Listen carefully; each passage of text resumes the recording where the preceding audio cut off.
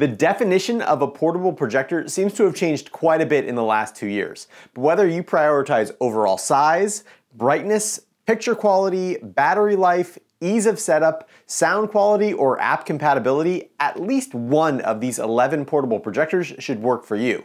As always, there are no sponsored reviews on this channel, so let's get testing. With the street price of $369, the least expensive projector in this video is the Nebula Mars 2 Pro, which has been my budget portable projector pick for the last 2 years. The Mars 2 Pro has 720p resolution and a 48 watt-hour battery. The Mars 2 Pro is the oldest projector we'll be testing, running Android 7.1, but despite being pretty old, the Mars 2 Pro has autofocus, and it recently received a firmware update replacing its vertical-only Keystone with a much more useful 4-point corner pinning setup. The Mars 2 Pro has HDMI and USB connectivity with audio out, and it's equipped with a standard 1/4-20 tripod mount, but it lacks any built-in kickstand or aiming solution. The Mars 2 Pro is mostly made of plastic and weighs in at 1,560 grams. The most important feature of any projector is brightness. So in this first test, I used the ANSI lumen standard to measure each projector's actual brightness by taking a reading at 9 separate points on an all-white screen, averaging those measurements, and then multiplying by the screen size in square meters. Using this method, the Nebula Mars 2 Pro measured 546 ANSI lumens on full brightness and 321 ANSI lumens on battery-saving eco mode. Comparing the all-white screen to an all-black screen, the Mars 2 Pro had a less than impressive contrast ratio of 338:1, and the fan noise on the Mars 2 Pro was 44.4 decibels measured from 12 inches behind the projector. After that, for a price of $479, is the VAVA Mini CIMA 1080p, which, as the name suggests, is a 1080p portable mini projector with a 61 watt-hour built-in battery. Despite being a newer projector, the VAVA CIMA runs Android 9.0, which is very outdated at this point, and while the VAVA CIMA has automatic focus and vertical keystone, it lacks any form of horizontal keystone, which seems like a massive oversight for a new portable projector in 2023. The VAVA CIMA uses USB-C for power, and it also has USB-C video in, HDMI video in, headphone out, and a USB-A port that supports power and data. The CIMA has a small built-in kickstand for aiming, as well as a standard 1/4-20 tripod mount. The CIMA is mostly plastic and weighs in at 909 grams. In my testing, the VAVA CIMA significantly exceeded its 400 claimed lumens, with my unit measuring 464 ANSI lumens on max brightness and 307 lumens on battery-saving eco mode. The VAVA CIMA also exceeded its claimed 300:1 contrast ratio, measuring over 30% higher than that at 397:1. The VAVA CIMA's fan was quiet but noticeable, around 39.9 decibels. Next, for a street price around $510, is the XGIMI MOGO 2 Pro, which is the most recent addition to XGIMI's line of portable projectors. The MOGO 2 Pro is 1080p and the first projector in this video that doesn't have a built-in battery, but it can be powered by a compatible external battery bank via USB-C. The MOGO 2 Pro runs Android 11, and it has an upgraded auto keystone system, allowing it to make corrections on the fly without interrupting your video. The MOGO 2 Pro has a standard 1/4-20 tripod mount on the bottom and works best when paired with the XGIMI multi-angle stand for easy setup and easy aiming on any surface. The MOGO 2 Pro looks and feels high quality with plastic and metal construction and weighs in at a hefty 1,065 grams despite not having a battery. In my testing, the MOGO 2 Pro slightly exceeded XGIMI's 400 lumen claim, measuring 417 ANSI lumens on max brightness when powered by the XGIMI power brick, but only 361 ANSI lumens when powered via USB-C and a PD 3.1 battery bank. The MOGO 2 Pro had the lowest measured contrast so far at 287:1, but its fan noise was mostly imperceptible and lower than the noise floor of my room, coming in somewhere less than 36.4 decibels. After that, for a common street price around $597, is the Samsung Freestyle first generation. The Freestyle is 1080p and also lacks a built-in battery, but you can buy the official Samsung Freestyle battery base for $189, which, like the Freestyle itself, is alarmingly overpriced for its advertised 115 watt-hours of capacity. The Freestyle runs on Samsung's Tizen OS, which has excellent app compatibility, but is painfully slow on the Freestyle Gen 1, and one of the many reasons that the original Freestyle launch was a failure. The Freestyle's best feature is its built-in stand, which makes aiming and setup extremely simple, but the Freestyle Gen 1's autofocus and auto keystone abilities are significantly buggier and worse than the other projectors in this video, and it fails to make a rectangular screen more often than not. Another drawback of the Samsung Freestyle is that its only additional connectivity is an HDMI mini port, since the USB-C port is needed for power. Aside from the metal base, the rest of the Freestyle is made of plastic wrapped in a silicone sleeve, and the Freestyle Gen 1 weighs in at 774 grams. Samsung still lists 550 lumens on its website, but using the ANSI standard, the Freestyle measures much lower than that at 245 ANSI lumens, with a contrast ratio of 391:1. The Freestyle also has a very noticeable and recognizable fan noise that measured around 38.3 decibels.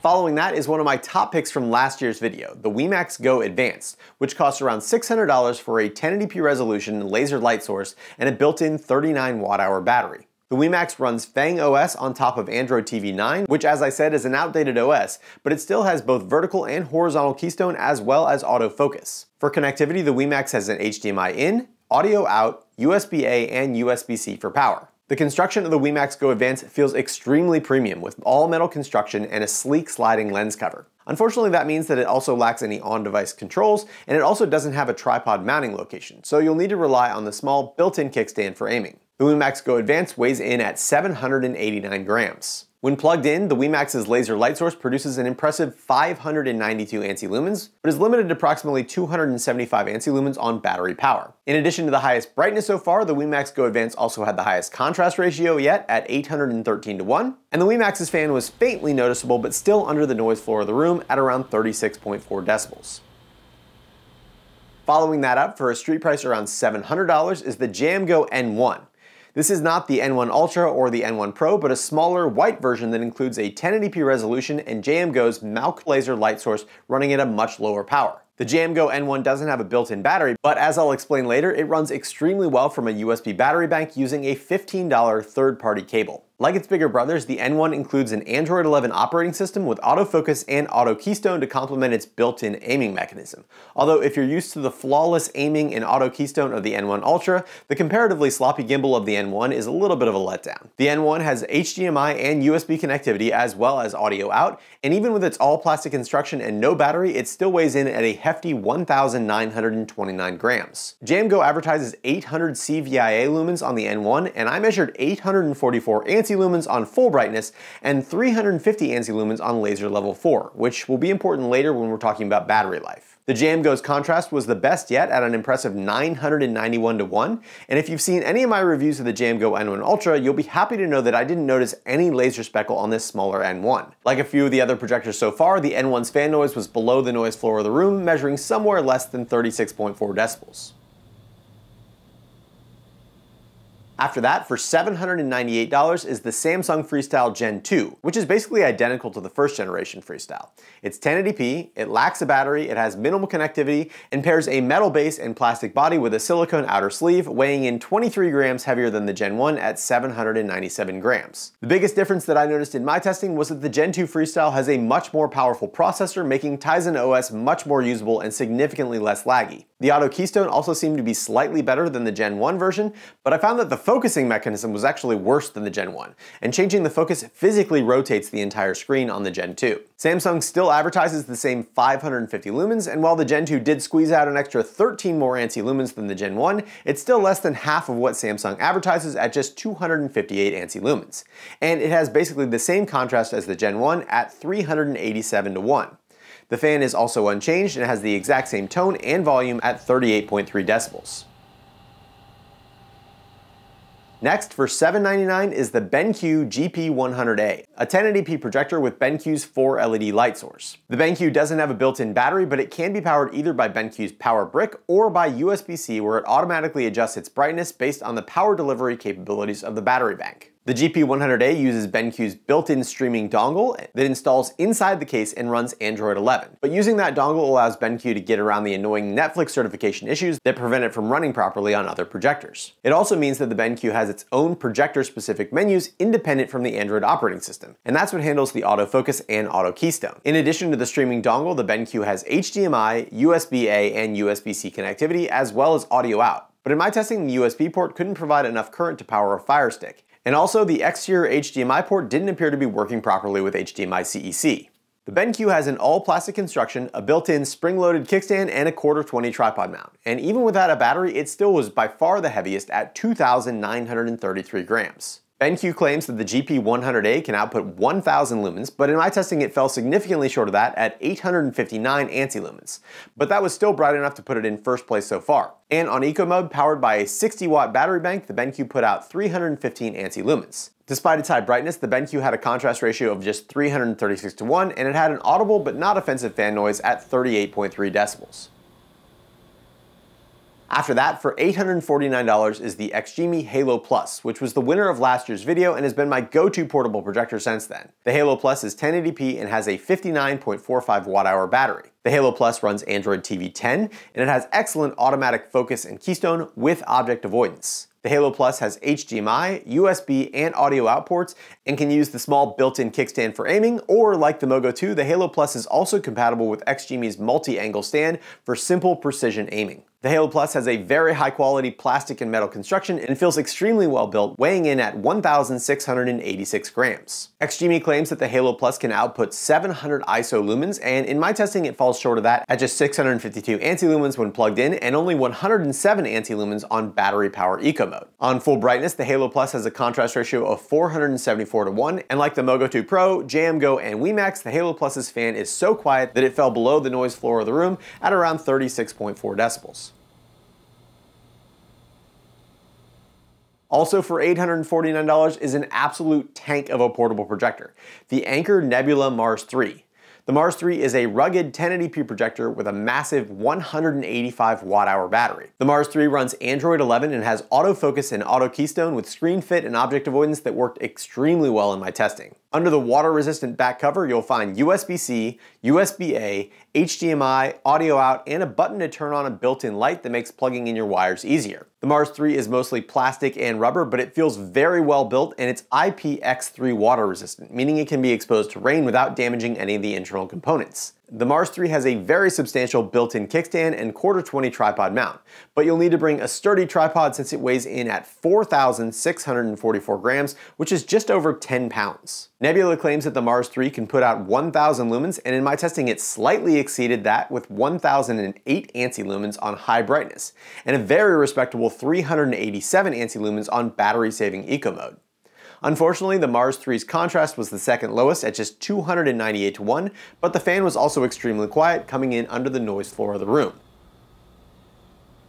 And last, the most expensive projector in this video is going to be included basically by mistake. When I saw the marketing material for the $1,259 LG PU700R, I assumed that it was LG's answer to the Samsung Freestyle, a standalone mini projector with a nice stand for aiming and a gimmicky RGB mood light. So imagine my surprise when I ordered it and I opened the box to find this giant projector that not only doesn't have a battery, but it has a 19-volt 7.4 amp proprietary power supply, making it by far the least portable projector in this video. But it's also the only projector with 4K resolution, and it does have a lot of portable projector features like autofocus and Keystone and a built-in smart OS. Though in my testing, the automatic Keystone basically doesn't work at all, and it constantly made distracting micro adjustments to the screen during viewing. LG claims that the PU700R outputs 1,000 lumens, and in my testing it was just shy of that at 989 ANSI lumens. The LG's contrast ratio was 367:1, and the fan noise was 39.9 decibels. And that means that overall, the brightest projectors were the Nebula Mars 3, LG PU700R, and BENQ GP100A, while the highest contrast projectors were the JMGO N1, Wemax Go Advanced, and XGIMI Halo Plus. In order to more easily score the projectors across all categories, I converted each score into a value between 1 and 10 based on their performance in that category. And these are the scores as they stand so far. Because these are portable projectors, the next step would normally be to compare their battery life. But that's going to be a little bit tricky since some of them have built-in batteries, some are powered by USB-C, and some are not meant to be powered by batteries at all. On top of that, the battery-saving eco modes on these projectors go from around 100 lumens to over 400 lumens. So to try to normalize those numbers a little bit, I used the projector's settings to try to target an on-battery brightness of around 300 lumens. The Halo Plus, Wemax Go Advanced, VAVA Mini SEMA 1080, Nebula Mars 2 and Nebula Mars 3 have built-in batteries, and set to the maximum allowable brightness, the Wemax had the lowest battery life at 83 minutes, followed by the XGIMI Halo Plus at 97 minutes, then the Nebula Mars 2 Pro ran for 185 minutes, the the VAVA SEMA ran for an impressive 256 minutes, and the Nebula Mars 3 on eco mode still put out 445 anti-lumens and ran for a ridiculous 326 minutes, which is 5 hours and 26 minutes. And even crazier than that, when it outputs its maximum of 1008 anti-lumens, it still lasts 112 minutes thanks to its massive 185 watt-hour battery. In addition to built-in batteries, some of these projectors can also be powered by USB-C, allowing them to extend their battery life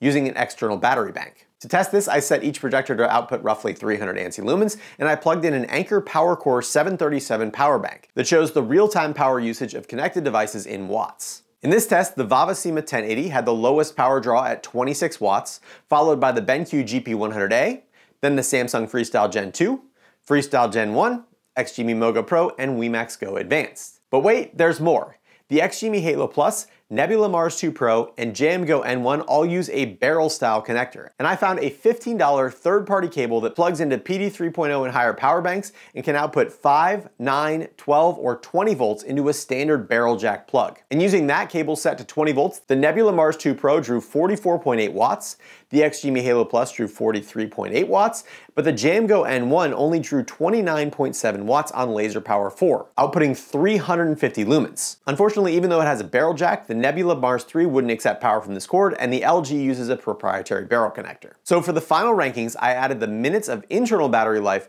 to the minutes of battery power that would be available using the 89 watt-hour Anker PowerCore 737, and I came up with these final rankings. And because some of the projectors couldn't hit that 300 lumen mark, here are the brightness values for each of the projectors in this test.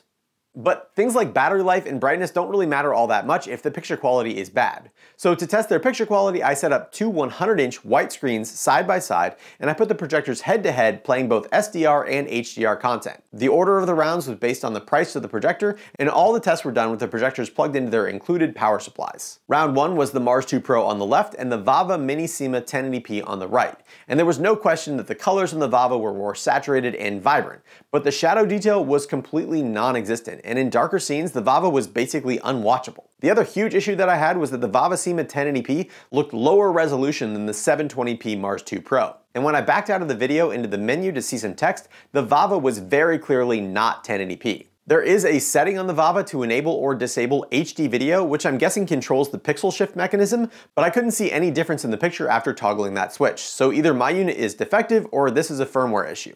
Either way, the 4-year-old Mars 2 Pro easily won this round. So that made round 2 the Anker Mars 2 Pro on the left and the XGIMI MOGO 2 Pro on the right. And the thing that I really appreciate about the Mars 2 Pro is that Nebula has set the gamma curve really low, which essentially means that dark scenes won't be as dark and more detail will be visible since the black levels will be elevated. And this wouldn't be ideal for a dedicated home theater projector, but for a portable projector with a relatively low overall brightness that's likely to be used in less than perfect viewing conditions, the low gamma setting makes viewing much more enjoyable. Still, even with that low gamma, the 720p Mars 2 Pro was clearly not as sharp as the 1080p MOGO 2 Pro, and the MOGO 2 Pro had better color saturation and accuracy in both HDR and SDR content, making it the winner for this round. And that puts the Samsung Freestyle Gen 1 on the left up against the XGIMI MOGO 2 Pro on the right. And for two relatively modern projectors, I didn't think that either of them performed particularly well, with the Freestyle's image being over-sharpened and oversaturated and the MOGO 2 Pro lacking contrast. But the deciding factor for me was during HDR playback when the tone mapping on the MOGO 2 Pro went crazy on the highlights, resulting in terrible color banding and blocking in the sky. So the Freestyle Gen 1 on the left moves on to round 4 against the Wemax Go Advance on the right. And just like last year, the Wemax Go Advance was a breath of fresh air, producing a bright, vibrant, relatively color accurate image with good tone mapping, good contrast, and good clarity. Significantly better than any of the projectors we've seen so far, easily beating the Freestyle and moving on. So that made round 5 the JMGO N1 on the left and the Wemax Go Advance on the right. And the JMGO was excellent. And as impressed as I was by the Wemax in the last round, the JMGO made the Wemax look comparatively bad. Not only was the JMGO's color accuracy significantly better, but tone mapping, brightness, and contrast were also great. And as I mentioned before, I didn't notice any laser speckle on the JMGO N1, unlike its big brother, the JMGO N1 Ultra. Round 6 was then the JMGO N1 on the left and the Samsung Freestyle Gen 2 on the right. And I did go ahead and run through all the content, but there was nothing close about this round. And the fact that the Samsung Freestyle Gen 2 costs $100 more than the JMGO N1 is absolutely insane based on the performance. And I would say that the image quality of the N1 is at least twice as good as the Freestyle Gen 2. So in round 7, the JMGO N1 on the left goes up against the BENQ GP100A on the right. And the color of the BENQ was spot on and extremely true to the source. And the brightness between the two projectors was also very even, making this the closest round yet, with the BENQ favored in bright scenes and the JMGO's contrast ratio and tone mapping giving it an advantage in dark scenes. And as I explained with the Nebula Mars 2, I think that for a portable projector, the JMGO has the advantage since it will look better in less than perfect viewing conditions. But both of these projectors are definitely at the top of the list so far. Round 8 then has the JMGO N1 on the left and the XGIMI Halo Plus on the right. Last year, the Halo Plus easily won the side-by-side picture quality testing, but it appears that 2023 was a big step forward because the JMGO was an upgrade in just about every aspect, including brightness, contrast, color accuracy, sharpness, and tone mapping, with my only complaint being that the noise reduction settings on the JMGO were too high by default, resulting in some loss of fine detail, especially noticeable in faces and skin. Still, there was no question that the JMGO also won this round. So moving on to round 9, the JMGO is on the left and the Nebula Mars 3 is on the right. And the Nebula Mars 3 is such a great successor to the Mars 2 Pro, carrying on everything that the Mars 2 Pro was good at, but improving it even further. Like the JMGO, the Mars 3's noise reduction settings were way too high out of the box, resulting in an unnatural smoothness and skin texture, and the Mars 3 Pro's significantly lower contrast was definitely noticeable. But as the kids these days would say, Nebula understood the assignment when it comes to the Mars 3, and while the low gamma value wouldn't be good in a dedicated theater, it makes a lot of sense for a projector that you're going to be carrying around with you and projecting onto random imperfect surfaces in less than ideal viewing conditions. And in the context of a portable projector, I think that the Mars 3 is the obvious winner in this round, producing a clear, easy to watch image no matter what the source. So the final round then put the most expensive and least portable projector, the LG PU700R, on the left versus the most portable projector, the Nebula Mars 3, on the right. And in bright SDR content, the LG's color accuracy was very good, and the image was true to the source. But in darker scenes and in HDR content, the LG fell flat compared to the Mars 3, which, while not perfectly true to the source, produced an image that was extremely easy and enjoyable to watch, making it the winner of the viewing experience testing for 2023. I also did some off-camera testing to figure out some of the lower ranks, and I came up with this overall ranking for portable viewing experience, with the two big standouts for me being the Nebula Mars 3 and the JMGO N1, which were both excellent. Speaker quality is also very important for a portable projector, and not only do the speakers need to sound good, but they also need to be loud enough that they can be easily heard in less than ideal environments. For this test, I played the same scene from Star Wars Episode 7, and I turned up the volume on each projector to 100% and set my sound meter to record the maximum sound level achieved. I've also reduced the overall volume by 5 dB in post to not murder your eardrums, and I'm going to play the clips in order from worst sound quality to best.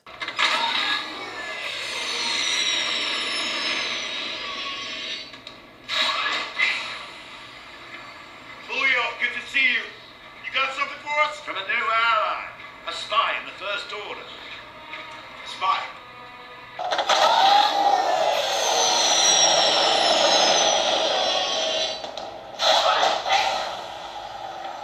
Julio, good to see you. You got something for us? From a new ally, a spy in the First Order. Spy.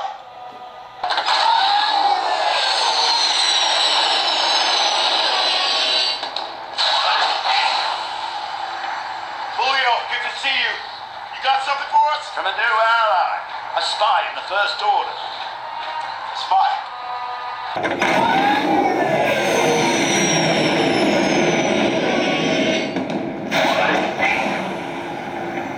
Julio, good to see you. You got something for us? From a new ally, a spy in the First Order. Spy.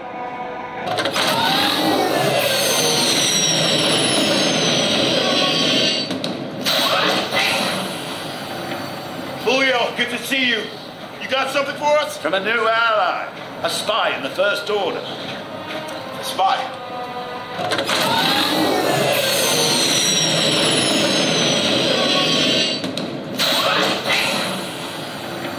Julio, good to see you. You got something for us? From a new ally, a spy in the First Order. Spy.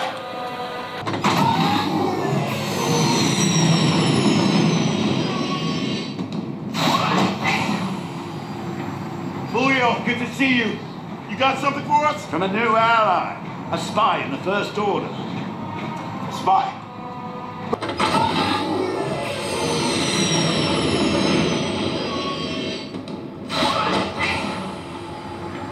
Julio, good to see you. You got something for us? From a new ally. A spy in the First Order. A spy.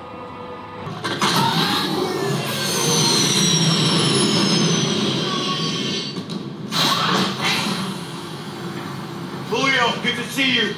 You got something for us? From a new ally. A spy in the First Order. A spy.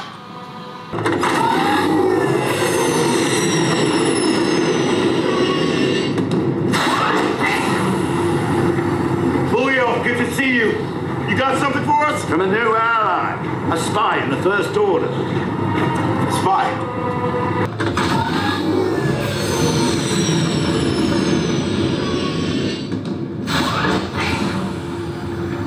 Julio, good to see you. You got something for us? From a new ally. A spy in the First Order. A spy.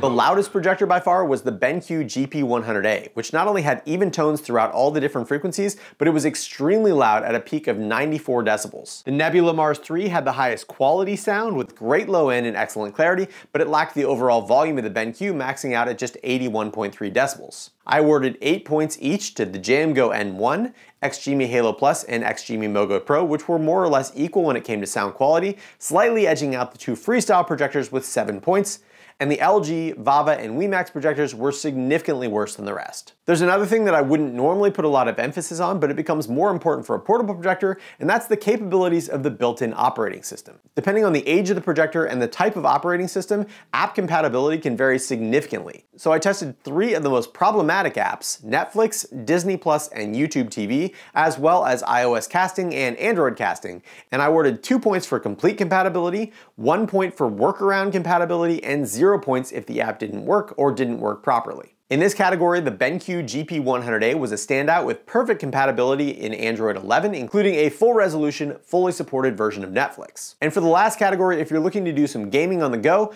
input lag is the time in between when you press a button on the controller and when that action actually happens on the screen.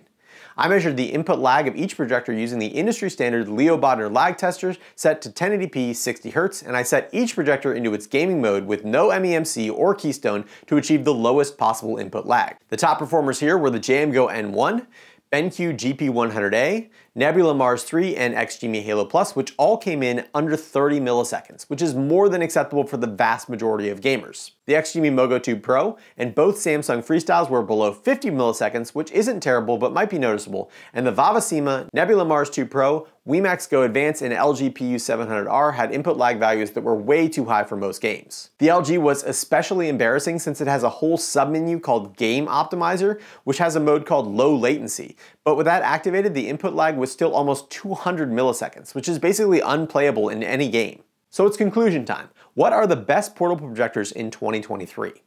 The Nebula Mars 3 is huge and heavy at just over 10 pounds, but to me it encompasses everything that a portable projector should be. It's bright at over 1,000 ANSI lumens even on battery, it has great built-in speakers, almost perfect app compatibility, the projector settings are tuned for less than perfect viewing environments, it's rainproof, and overall it just has a rugged build quality. If you're looking for a camping projector or an outdoor movie night projector, the Mars 3 is as good as it gets. However, if your definition for portable is moving it from your living room to your bedroom with easy setup, then the JMGO N1 is awesome. It's basically what everyone hoped the Samsung Freestyle would be when it was announced at CES 2022, except for it actually delivers on all of its performance promises. Having used the JMGO N1 Ultra, I will say that the N1's built-in gimbal stand isn't nearly as sturdy as its big brothers, and I had to use the included hex wrench to tighten mine, but I'm so glad that the N1 doesn't have any laser speckle issues, and it was an absolute pleasure to watch and a great deal for $699. For true portability to put in a backpack or a laptop bag, the Wemax Go Advance still can't be beat, and every time I turn it on, I am amazed at how they managed to pack such high brightness and great picture quality into such a small projector. And the Wemax's only real downsides are poor speaker quality and high input lag. If you're looking for something under $500, compromises will need to be made, and I still think that the 4-year-old Nebula Mars 2 Pro is the best value at that price point, especially now that it has vertical and horizontal Keystone. As always, there are no sponsored reviews on this channel, but I do have links down in the description for all the projectors in this video, and as always, I appreciate if you use those links, since as an Amazon affiliate, I do earn a small commission on the sale at no cost to you. Thank you so much to all of my awesome patrons over at Patreon for your continued support of my channel, and this month on my Patreon page, I will be giving away one of these portable projectors from this video. And all you have to do to enter is be in an eligible tier and respond to the giveaway post by January 1st. If you enjoyed this video, don't forget to hit that thumbs up button and consider subscribing. And as always, thanks for watching The Hookup.